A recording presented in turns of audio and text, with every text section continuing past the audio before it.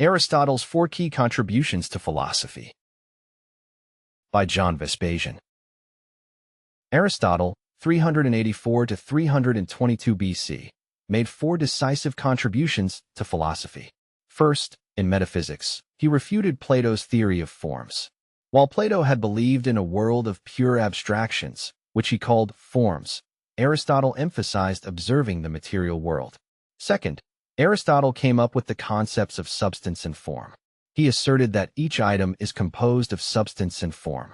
Substance refers to its underlying essence, and form to its individual characteristics.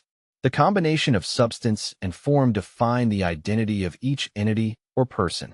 Identity determines how an entity will behave, its present and future actions.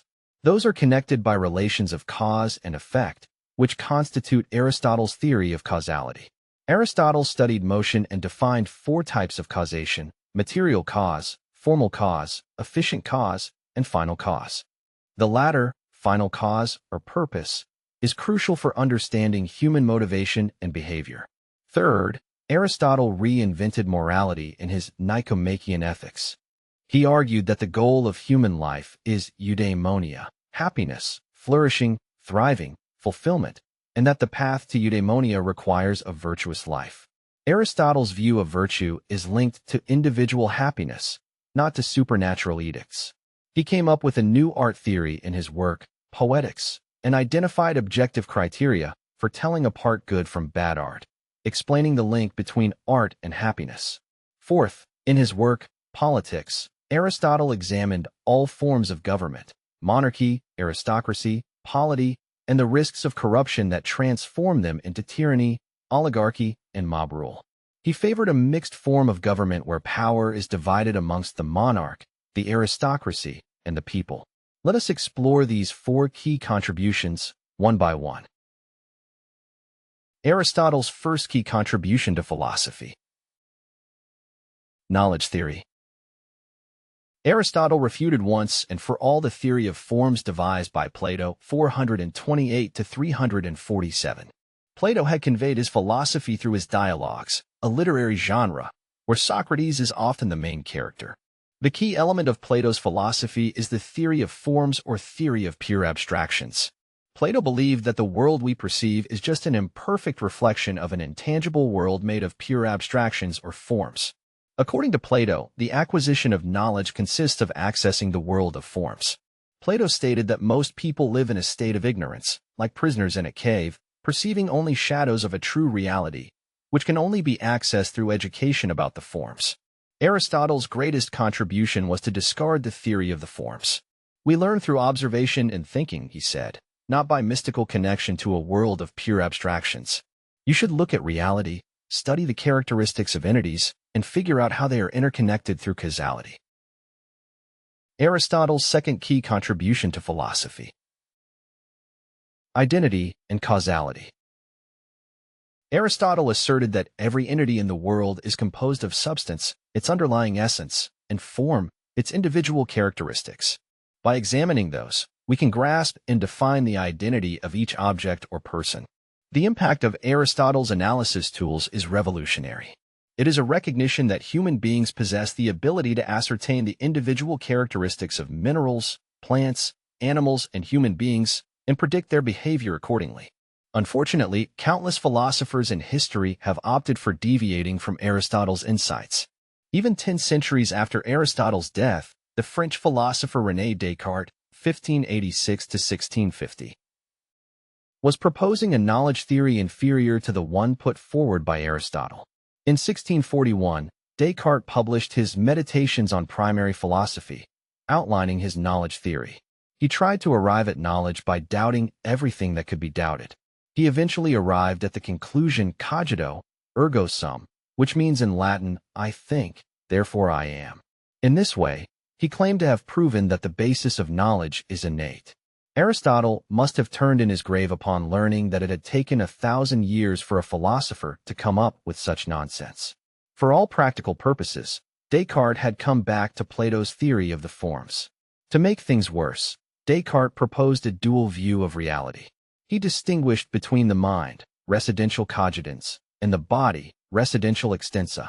arguing that the mind is non-material and the body material. Indeed, Descartes had come back to Plato's imaginary world of pure abstractions, a world that Aristotle had refuted. What is remarkable is that people paid attention to Descartes, whose only achievement was to spread philosophical errors. Aristotle's third key contribution to philosophy. Ethics and happiness.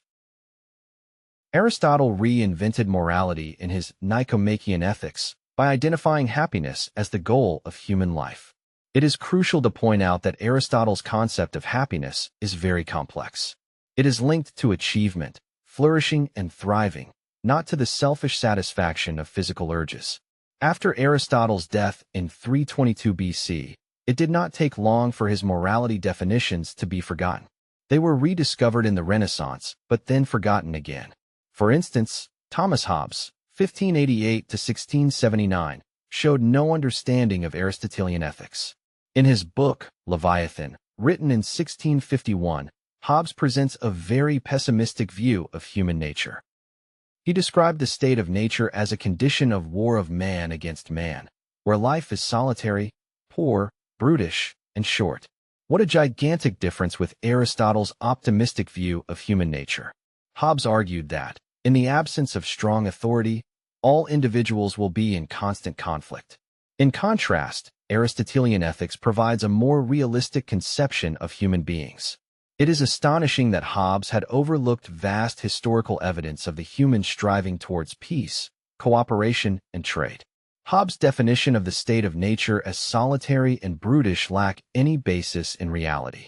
Aristotle was obviously right. Aristotle's fourth key contribution to philosophy. Governance. Aristotle favored a mixed form of government in order to prevent corruption, tyranny, oligarchy, and mob rule. It was clear to him that power concentration leads to abuses. Unfortunately, the lesson was not learned. Over and over, it has happened in history that philosophers had advocated for all types of power concentration. They have argued that tyranny is necessary because of some crisis, emergency, or mystical force. In every case, power concentration has led to corruption and abuses, just as Aristotle had predicted. However, philosophers seem oblivious to human nature and historical reality. The German thinker Georg Wilhelm Friedrich Hegel, 1770 to 1831, is the archetypical proponent of power concentration on the basis of mystical necessity. In his book, Phenomenology of the Spirit, written in 1807, Hegel introduced the concept of dialectical progression, where history evolves through contradiction, conflict, and resolution. As a result, he regarded history as driven by ideas or a spirit that represents a higher reality. Once again, we see the return to Plato's mythical world of pure abstractions, which he imagined as drivers of human knowledge and action. Just as Aristotle had predicted, Hegel's views of an absolute spirit driving history led to power concentration in the hands of people who claimed to represent the spirit. The outcome was once more an array of abuses and human rights violations. Today more than ever, Aristotelian philosophy is crucial to keeping civilization alive. Don't allow yourself to be fooled by pseudo-philosophers that overlook the evidence of history. If you're interested in applying Aristotelian ideas to real-life situations, I recommend you my book, Rational Living, Rational Working. For more information, go to johnvespasian.com.